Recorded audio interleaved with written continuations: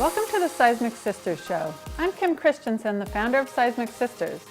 Today on the show, we'll be speaking with retired Navy Commander Zoe Dunning, who rose up to become a high-profile leader known for paving the way for women to serve at all levels of our armed forces, as well as for her role in coming out as a lesbian in the military and fighting for policy changes for LGBTQ service members. This ultimately led her to the White House to stand next to President Obama for the historic signing of the repeal of the Don't Ask, Don't Tell Act in 2010. After 22 years of military service, Commander Dunning has since retired from active service. She continues to be a frequent public speaker on the issues of diversity and inclusion, and she's an activist with veterans groups like Vets in Tech and others. Welcome to the show, Commander Dunning. We're happy to have you. Thanks. I'm excited to be here. Really look forward to the conversation. Thank you for joining us. I'd like to start by asking you to share your story about your leadership journey. In the Navy, you wound up standing next to President Obama in the White House, but how did it all start? I actually never envisioned that would ever happen, and we're coming up on the 10-year anniversary of that signing ceremony, which is amazing to me that much time has passed, and it also feels like yesterday. When I decided to go to Annapolis, the U.S. Naval Academy for undergraduate, I really had no idea of my sexual orientation. I just wanted to serve my country. It was a great opportunity to go to a fantastic academic institution, develop leadership skills, and it was also tuition free, which was very appealing to me as the youngest of my dad's 7 kids. There was kind of no college money left by the time I came around. So I was excited to go there and to learn what it meant to be a naval officer, what it meant to be a leader. And that's when I discovered while I was there as a student that I'm lesbian, and that if I were to let anyone know that I would be immediately kicked out. I would lose my scholarship. I would lose my opportunity to serve as an officer in the Navy. And so I learned how to hide it, how to completely segment my 2 lives. And I went on and did that after graduation as a naval officer. I served on an aircraft carrier in Florida. I served in Washington, D.C., and I kept these 2 incredibly separate lives. And it came at a tremendous cost. It came at a tremendous cost to not share my whole self at work, not to be authentic, to diminish who I am in order to serve my country. And so I decided to leave active duty. I decided to go into the reserves and go to business school. And so I moved out to California. And while I was at business school, Bill Clinton was elected president during my 2nd year of business school at Stanford. And in his campaign, he was pledging to lift the ban on gays and lesbians in the military. And I was totally excited that he was going to do this. And he started to backtrack once he got elected. Between November and January for his inauguration, he started to backtrack and say, well, I'm not so sure. I'm going to consult with Pentagon leaders. And I and others got scared that he was not going to go ahead and fulfill his campaign pledge. So I heard about this rally that was taking place at Moffett Naval Air Station down in Mountain View, California. And the purpose of the rally was to encourage Clinton to do the right thing. And so I called the organizer. I asked him about it, told him that I was in the Navy Reserves, and he asked me somewhat spontaneously, like, hey, do you want to speak at it? And I said, oh gosh, no way. That's too risky. I don't want to do that. But his request just kept rolling over and over in my head. After I hung up that phone, this speech just kind of composed itself in my brain. If I could tell the world what it was like to live under the policy prior to Don't Ask, Don't Tell, where you were investigated and harassed, if I could explain why that policy is so damaging to the military and to the service members serving, maybe that could make a difference. And so I called the organizer back. I came out publicly. As a result of that, I went through a 2.5-year legal battle and 2 discharge hearings. I went under a discharge hearing on the policy prior to Don't Ask, Don't Tell, was found guilty, was recommended for discharge. But while they were processing me out, Clinton announced Don't Ask, Don't Tell. This is in the summer of 1993. So then I had a 2nd discharge hearing. Ironically, between the 2 discharge hearings, I got promoted to lieutenant commander. So on the one hand, they were trying to kick me out. On the other hand, they were promoting me. And for whatever reason, I won that case. I was able to continue serving and basically served as one of the, if not the only, openly gay member of the military for 13 years. And even though I'd won my case and that had helped me, because I had won, it didn't give me the opportunity to go to federal court and challenge the constitutionality of Don't Ask, Don't Tell, because I wasn't wronged. I was able to stay in. I had no argument. So I was figuring out, like, how can I make a difference as a, after that? Like, I've saved my career, but there's still, under Don't Ask, Don't Tell, 13,000 service members lost their career. So what can I do to make a difference? How can I change this? And so I got involved with an organization called Service Members Legal Defense Network. We worked to provide free legal services to those impacted by Don't Ask, Don't Tell, and then eventually took on a policy aim to work on Capitol Hill to try to change the legislation, to try to overturn the law. And we were one of the leading organizations that led to the repeal of Don't Ask, Don't Tell. And so when it happened, they reached out to SLDN as well as the Human Rights Campaign and asked for them to recommend and nominate a veteran to be up on stage with the president for the signing ceremony. And I was just grateful and fortunate enough that I was asked and I accepted. And so that came to that moment where I was standing next to the president of the United States, 17 years after I'd come, almost 18 years after I'd come out. I'm standing next to the president while he repeals the legislation. So it was an amazing moment and a really long and incredible and hard journey. You also gave a powerful TED Talk titled My Unexpected Journey. How did that TED Talk come about? I got that opportunity for the TED Talk. A classmate of mine in business school, it was his daughter who was a student at the high school. We figured out what were the key messages that audience of high school students would want to hear. It was one of motivation. It was one of, for me, I always like to talk about how I was just a 29-year-old grad student when I came out. I had no idea that this is, again, the unexpected journey. I had no idea that this is where it was going to lead.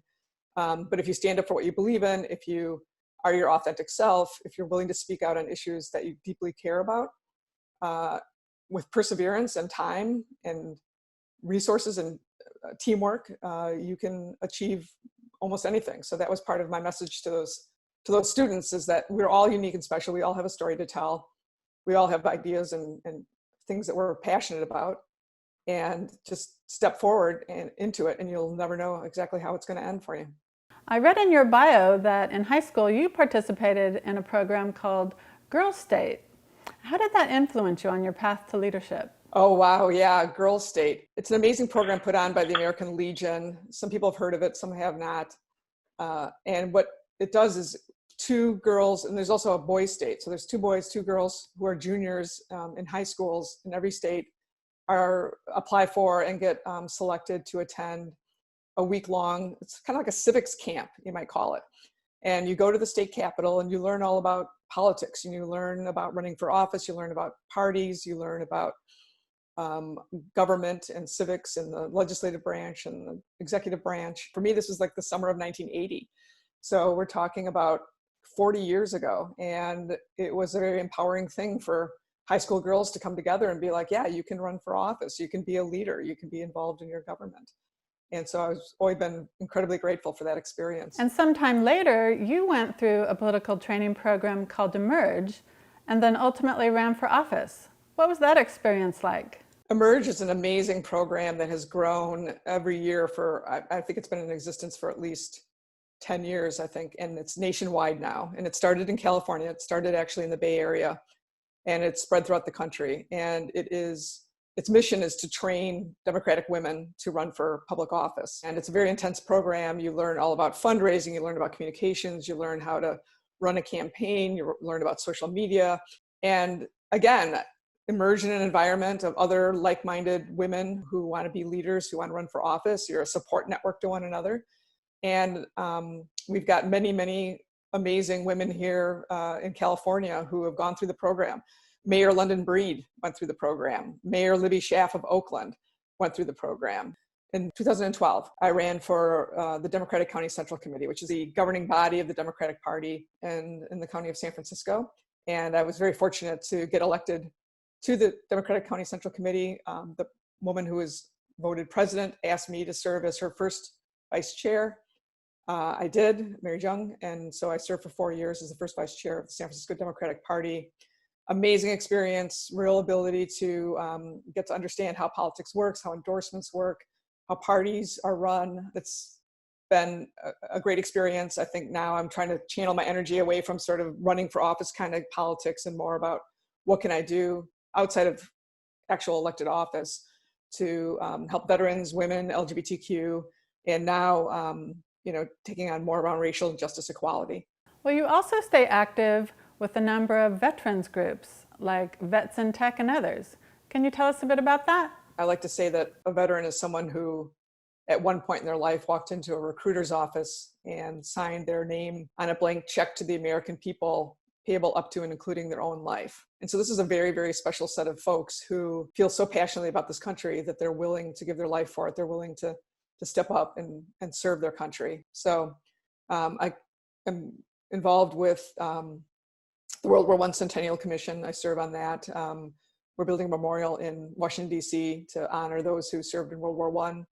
I was appointed by Governor Newsom to the California Veterans Board, and we are working with the CalVet agency to ensure that the state of California is providing the services and benefits that the veterans in California need and are aware of those services and benefits and are taking advantage of all of them. And then I'm working with Vets in Tech, which is an organization that helps veterans as they're transitioning out of the service get opportunities in the tech sector to learn skills. We have 3 E's: education, employment, and entrepreneurship. There's a tremendous entrepreneurial spirit amongst veterans. How do we hook them up with venture capital or angels or folks who can help them understand how to put together a business plan and launch their own companies? So I'm on the advisory board of Vets in Tech, and I love that. And I also lead the women's initiative there, so helping get more women veterans into the tech sector and feeling comfortable and confident in doing that. And then last but not least, more recently with all of the BLM protests and the racial justice and the police brutality that we've been seeing, I got in very early stages of an organization called Wall of Vets, kind of like Wall of Moms, but it is a network of veterans throughout the country that are willing to attend these protests and serve as literally a physical wall between any police misconduct and the protesters. Our motto is, our oath never expires. And it's true. Once you have taken the oath to serve your country, it never expires. We're defending the Constitution. We're going to be not only working at protests, but trying to put together a quick response force of veterans to step up in places where there might be voter suppression happening.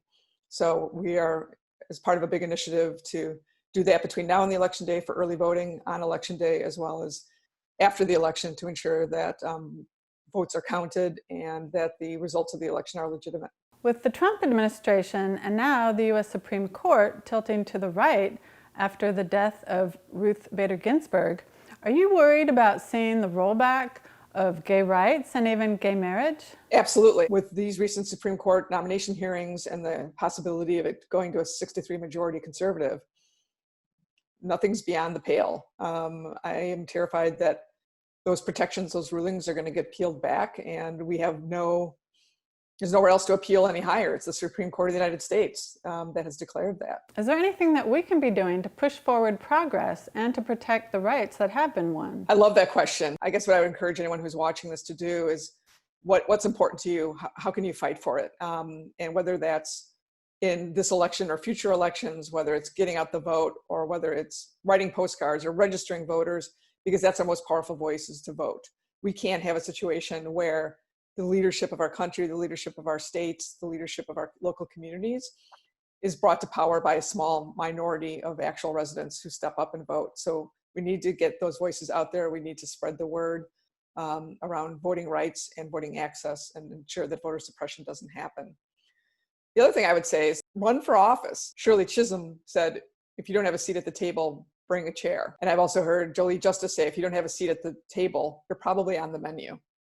So I encourage you, run for office. If you know someone who you think would be great in public office, encourage them to run.